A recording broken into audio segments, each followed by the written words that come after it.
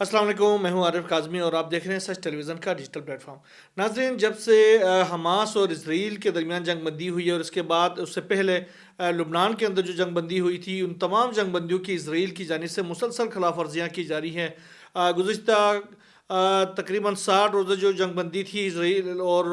लुबनान के दरमियान, उस जंग बंदी के दौरान भी 500 से ज़ायद बार इसराइल की जानिब से खिलाफ वर्जियाँ की जाती है। उसके बाद से ये जो मुआहदा था जंगबंदी का, वो तकरीबन 18 फरवरी तक यानी कल के रोज़ के लिए एक्सटेंड किया गया था। अब ये जंगबंदी का मरहला भी ख़त्म हो गया और कल यानी 18 फरवरी को ये जंगबंदी का जो लास्ट डे है, उसके बाद से आगे का अभी तक कोई डेवलपमेंट सामने नहीं आई है। लेकिन इसराइल की जानिब से मुसलसल जो जंगबंदी की खिलाफ वर्जियाँ हैं वो की जा रही हैं। गुज़िश्ता रोज़ जनूबी लबनान के इलाके में जो कार्रवाई की गई थी, उसमें हिजबुल्लाह के जो ड्रोन फोर्स के जो माहिर थे अब्बास महमूद, उनको शहीद किया गया था। आज एक और बड़ी कार्रवाई की गई है इसराइल की जानिब से। ये कुछ देर पहले की कार्रवाई है जिसमें जनूबी लबनान में ही एक गाड़ी को निशाना बनाया गया है, जिसमें हमास के जो मुसल्लह विंग के है अल-कसाम ब्रिगेड, उनके एक आला कमांडर मोहम्मद शाहीन जो है वो शहीद हो गए हैं। मोहम्मद शाहीन दरअसल लुबनान से मगरबी किनारे के इलाके में जो कार्रवाइयाँ होती थी इसराइल को, उनको डील कर रहे होते और इनकी हिदायत दे रहे होते थे। और आज इसराइल की जानिब से की गई एक कार्रवाई के दौरान वो शहीद हो चुके हैं और बहुत अहम कमांडर थे, और ये लुबनान के अंदर ये कार्रवाई की गई। इससे पहले गुज़िश्ता रोज़ लुबनान और गज़ा दोनों में इसराइल की जानिब से कार्रवाइयाँ की गई थी, और एक और कार्रवाई कल भी की गई थी जिसमें 3 अफराद गज़ा के अंदर शहीद हो गए थे। यानी इसराइल की जानिब से मुसलसल जंगबंदी की खिलाफ वर्जियाँ की जा रही हैं। अब जो है कल यानी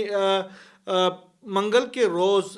लुबनान के अंदर जो जंगबंदी है उसकी डेडलाइन ख़त्म हो रही है, और उसके बाद भी इसराइल की जानिब से जो कुछ इलाकों के अंदर जो जनूबी लबनान के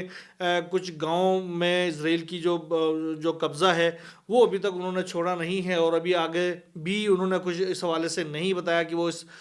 कल से पहले ये इलाका खाली करेंगे या नहीं। लेकिन हिजबुल्लाह के सरबराह शेख नईम कासिम ने आज एक वार्निंग दी है इसराइल को कि 18 फरवरी जो है वो लास्ट डे है। 18 फरवरी के बाद इसराइल को हर सूरत में जनूबी लबनान से निकलना चाहिए। अगर इस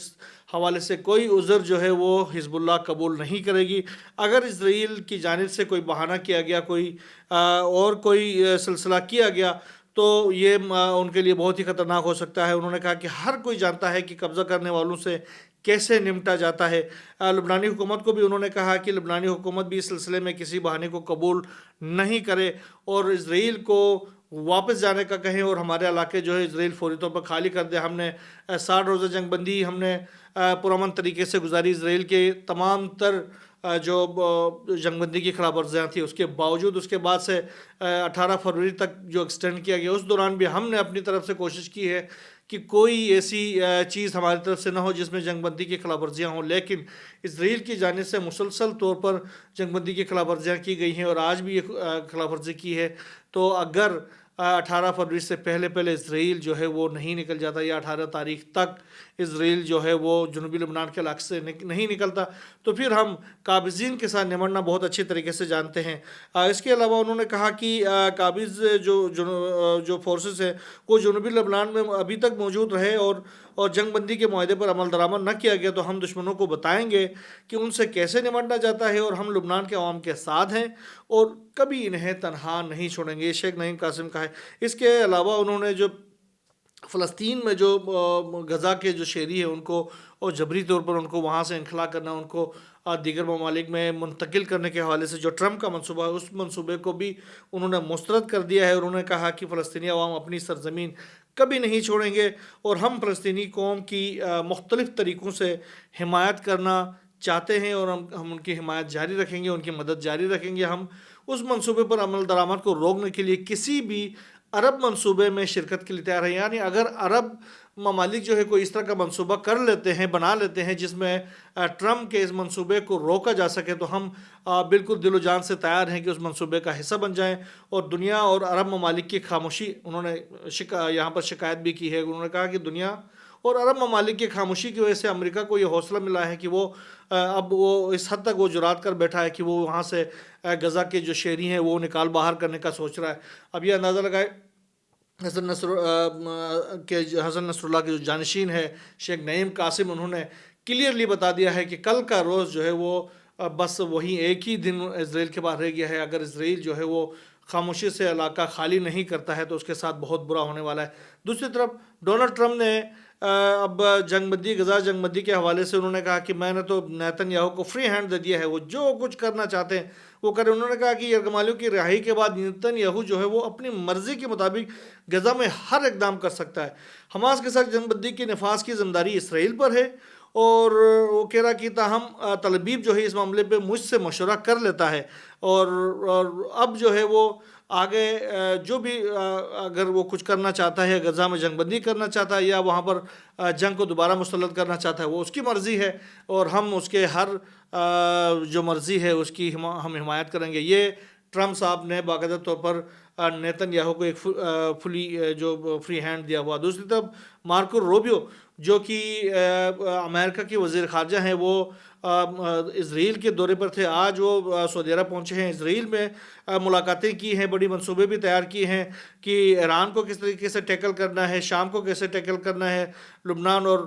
غزہ کو کیسے ٹیکل کرنا ہے. اس حوالے سے تمام تر مذاکرات جو ہیں وہ نیتن یاہو اور اس کی وار کیبنٹ کے ساتھ کرنے کے بعد آج وہ پہنچے ہیں ریاض میں، جہاں پر وہ سعودی حکام کے ساتھ ملاقاتیں کریں گے. اس سے پہلے انہوں نے کہا کہ غزہ کے عوام کی منتقلی کے بارے میں عرب جو عوام ہے وہ جلد از جلد عرب حکومتیں فیصلہ کرے، اگر وہ نہ کریں گے تو پھر یہ کام ہم خود کریں گے. یہ انہوں نے ایک دھمکی بھی دی ہے. آپ اندازہ لگائیں، انہوں نے پہلے ریاض پہنچنے سے پہلے ان کو کلیئر کر دیا ہے کہ بھائی یہاں سے فلسطینیوں کو نکال باہر تو کرنا ہی کرنا ہے، اس میں کوئی دو رائے نہیں ہے. یہ کام آپ خود کریں، نہیں کریں گے تو پھر یہ کام ہم خود کریں گے، اور اس کے بعد کوئی ہم عذر قبول نہیں کریں گے. یہ انہوں نے دھمکی دی، اور اس کے بعد اب وہ ریاض پہنچے ہیں تو آگے وہ کیا ڈیولپمنٹ کرتے ہیں. ساتھ ساتھ انہوں نے یہ بھی کہا کہ حماس ایک سیاسی جماعت یا عسکری قوت کے طور پر غزہ میں جو ہے وہ باقی نہیں رہنا چاہیے، اس کے لیے کوئی گنجائش نہیں ہے. لیکن یہ آپ کا فیصلہ ہو سکتا ہے، آپ کی خواہش ہو سکتی ہے، لیکن حماس جو ہے وہ اس علاقے کے سن آف دی سوائلس ہیں، تو وہ تو کبھی نہیں جائیں گے. لامحالہ انہوں نے قربانیاں دی ہیں، لاکھوں جانیں انہوں نے قربان کی ہیں اپنے سرزمین کے لیے. اب وہ مارکو روبیو یا ڈونلڈ ٹرمپ کے کہنے پر یا ان کی دھمکیوں کے اوپر اپنا علاقہ تو خالی نہیں کر سکتے. یہ تو پھر مرنے اور مارنے والی بات ہوگی، اور اس کا نتیجہ بھی آنے والے دنوں میں نکل سکتا ہے. دوسری طرف سعودی عرب کے جو سابق انٹیلیجنس چیف ترکی الفیصل ہے، انہوں نے ایک بار پھر کہا کہ یہ جو ٹرمپ ہے وہ اپنی مرضی دنیا پر تھوپنے کا خیال ذہن سے نکال دے. انہوں نے کلیئر کر دیا ہے کہ ٹرمپ جو ہے وہ اب یہ نہیں چلے گا کہ آپ جو کہیں وہ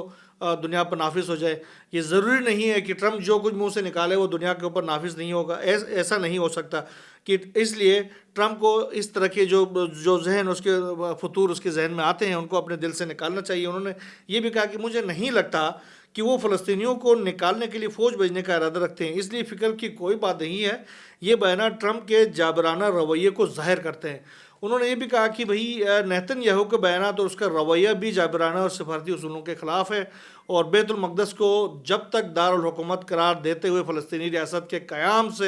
قیام نہیں کیا جاتا، سعودی عرب اور اسرائیل کے درمیان کسی قسم کے تعلقات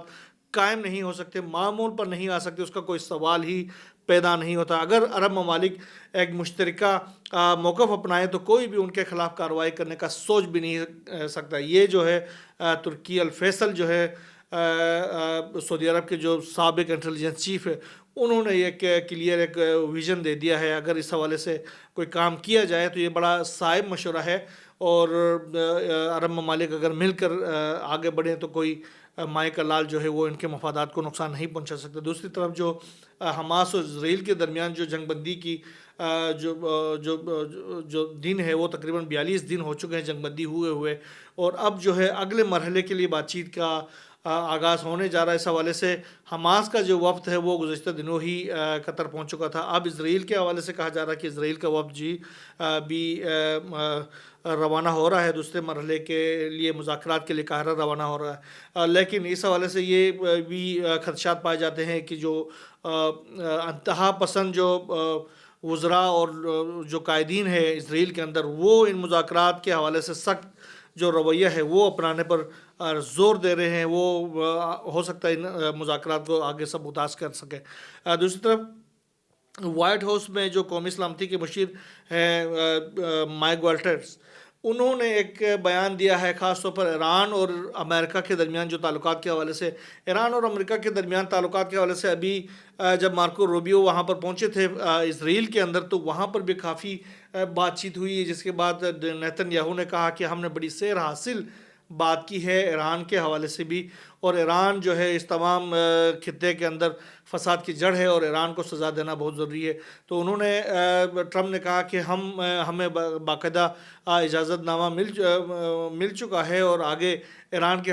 حوالے سے جو بھی ہم نے کارروائی کرنا ہے اس حوالے سے پوری کانسنسس پائی جاتی ہے ٹرمپ انتظامیہ اور نیتن یاہو انتظامیہ کے دوران، اور اس حوالے سے ہم نے بہت اہم قسم کے پلانز ترتیب دیے ہوئے ہیں۔ بہرحال ابھی مائک والٹرز نے کہا ہے کہ ایران کے ساتھ مذاکرات کے لیے جوہری پروگرام کے بارے میں سخت قسم کے شرائط ہوں گے، اگر وہ شرائط پر پورا اترتا ہے تب ایران کے ساتھ کوئی بات چیت ہو سکتی ہے۔ انہوں نے کہا کہ ایران کے جوہری پروگرام کے بارے میں امریکی صدر کا موقف جو ہے وہ واضح ہے، یعنی ایران کو جوہری ہتھیار حاصل کرنے کی اجازت نہیں دی جا سکتی، اور انہوں نے یہ کہا کہ آگے جو ایران کے حوالے سے جو فیصلے کیے گئے ہیں اس حوالے سے میں تفصیل نہیں دے سکتا کہ ہم اس ہدف کو کیسے حاصل کریں گے۔ یعنی ایران نے کوئی اشارہ ہی نہیں دیا، اس کے باوجود یہ لوگ اپنے طرف سے ایران کے ساتھ مذاکرات اسی طریقے سے بیان کر رہے جیسے ایران نے بھیک مانگی ہو ان سے مذاکرات کی، اور وہ اس حوالے سے اپنے شرائط پیش کر رہے ہیں، جبکہ ایران نے اس حوالے سے کوئی بات چیت نہیں کی ہے، نہیں کوئی ان کو کوئی اشارہ دے دیا، بلکہ مارکو روبیو نے بھی کہا ہے کہ اس لمحے تک ہمیں ایران کی جانب سے مذاکرات کے بارے میں کوئی پیغام یا اشارہ تک نہیں ملا ہے۔ یار ایران نے بھی کلیئر کر دیا کہ ہمیں اس ایسے ایک سناریو کے اندر امریکہ کے ساتھ مذاکرات کی ہمیں کوئی جلدی نہیں ہے، ہمیں یہ کوئی سازگار ماحول ہی نہیں ہے کہ ہم امریکہ کے ساتھ کسی طریقے سے مذاکرات کریں، بلکہ جو ٹرمپ نے کہا تھا کہ میں ڈاکٹر پزشکیان سے مل سکتا ہوں، تو وہاں سے بھی کلیئر کر دیا گیا کہ ابھی فی الحال جو نائب صدر تھے ایران کے، انہوں نے کہا کہ پزشکیان کی ان کے ساتھ ملاقات کا کوئی موڈ نہیں ہے، تو یہ ٹرمپ کی خواہش ہو سکتی، پزشکیان کی خواہش نہیں ہے۔ دوسری طرف واشنگٹن پوسٹ نے کہا کہ امریکہ نے ایران کا مقابلہ کرنے کے لیے اسرائیل کی مدد کی، وہ تو مارکو روبیو نے بھی کہہ دیا تھا، اور پھر نیتن یاہو نے بھی کہہ دیا کہ امریکہ نے جو بنکر بسٹرز بم جو وہاں پر دیے گئے ہیں وہ کس لیے دیے گئے ہیں، اب فلسطین کے اندر تو کچھ نہیں بچا جس کو بنکر بسٹر بم کے ذریعے تباہ کیا جا سکے، یا لبنان کے اندر کیا تباہی کریں گے، ابھی انہوں نے تباہی کرنا ہے تو جو ایران کے اندر جو زیر زمین ان کے جو ملٹری اثاثے ہیں ان کو تباہ کرنے کے اوپر کام ہو رہا ہے، تو اس کے حوالے سے یہ سارے جو بم جو دیے گئے ہیں اسرائیل کو وہ دیے گئے ہیں، اور آنے والے دنوں میں اگر اسرائیل کو انسٹیگیٹ کر کے اکسا کے اگر وہ ایران کے خلاف کوئی کارروائی کرانے کی کوشش بھی کی جاتی ہے تو یہی بم اسرائیل جو ہے وہ استعمال کرنے کی کوشش کرے گا، جس کے نتیجے میں ایران جو ہے اپنے سپر سونک میزائلوں کے ذریعے پھر اسرائیل کے اندر ایک تباہی لے کے آئے گا۔ بہرحال یہ جو کشیدگی ہے وہ بھی بہت شدت کے ساتھ آگے بڑھتی جا رہی ہے، اس کے نتائج بھی کچھ بھی ہو سکتے ہیں۔ دوسری طرف رشیا اور یوکرین کے درمیان جو جنگ ہے اس کی جنگ بندی کے حوالے سے جو مذاکرات ہے وہ کافی حد تک اس میں بڑی اہم پیش رفت سامنے آئی ہے۔ اب یہ اطلاعات آئی ہیں کہ امریکہ نے جو روس کے جو امن مذاکرات کے حوالے سے جو شرائط پیش کیے گئے تھے روس کی جانب سے، ان تمام شرائط کو امریکہ نے قبول کر لیے ہیں، اور جو کہ آگے چل کر جو یوکرین کی جنگ کے خاتمے کی طرف ایک بڑا اقدام ہوگا۔ یہ جو شرائط ہیں وہ اب یوکرین کو کس حد تک قابل قبول ہے یہ نہیں پتہ، کیونکہ یوکرین کو اس حوالے سے کوئی انہوں نے اعتماد میں نہیں لیا گیا ہے، بس رشیا کی جانب سے امریکہ کو ملے ہیں، امریکہ نے اس کے اوپر اتفاق کر لیا۔ اب منگل کے روز یعنی کل سعودی عرب کے اندر ریاض میں ملاقات ہونے جا رہی ہے، ممکنہ طور پر صدر پوٹین اور ان کی ڈونلڈ ٹرمپ کی، وہاں پر امکان ہے کہ سعودی عرب